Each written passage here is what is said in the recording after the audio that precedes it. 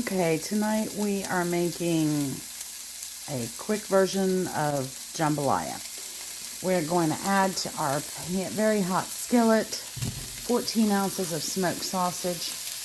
Traditionally, jambalaya is made with andouille, but my store was out, so I'm making do. So we're going to go ahead and put the sausage in and let that brown till it's browned on both sides for just a couple of minutes.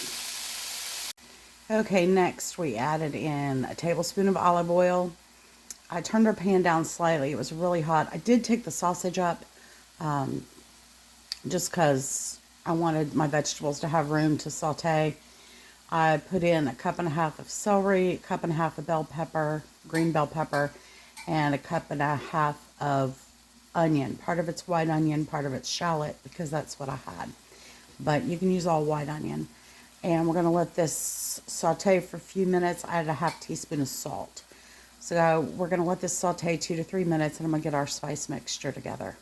We're then going to add in 1 tablespoon of tomato paste and let that cook for a few minutes, just until it melts over the vegetables. We'll stir it a few times, and maybe 2-3 minutes. Okay, our tomato sauce is around over the vegetables. And that combination of vegetables, bell pepper, celery, and onion, in the Deep South, they call that the Trinity. But to this combination of vegetables and tomato paste, we are going to add in 1 can of diced tomatoes. I use these. I get them at Aldi, but they're the fire roasted. They have a much deeper flavor. They don't have anything else added to them. They're just tomatoes, but I like them better. We're also going to add in to that 2 cups of chicken stock. We're going to use more chicken stock than that when we get to the rice component, but for right now we're going to put in 2 cups of chicken stock.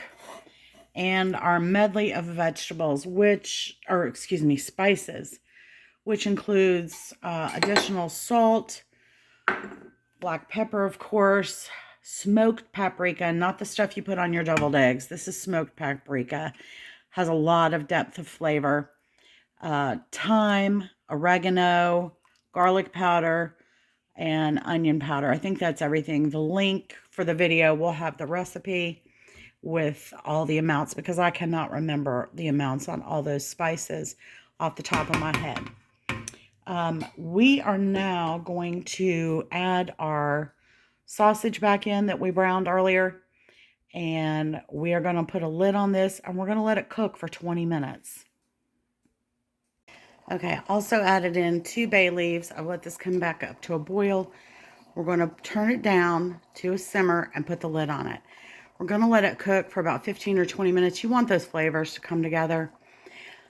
And near the end, we're going to throw in our peeled, deveined shrimp.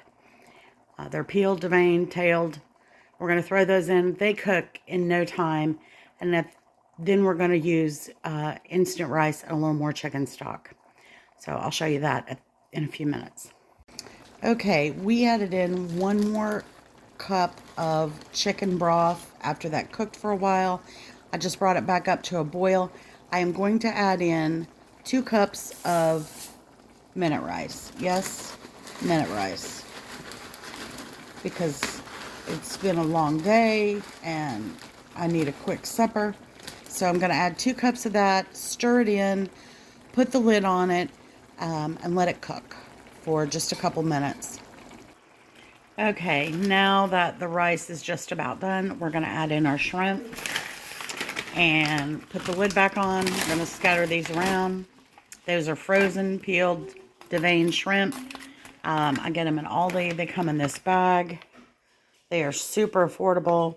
A lot of bang for your buck. I don't buy pre-cooked shrimp, but I will sure take them peeled and deveined.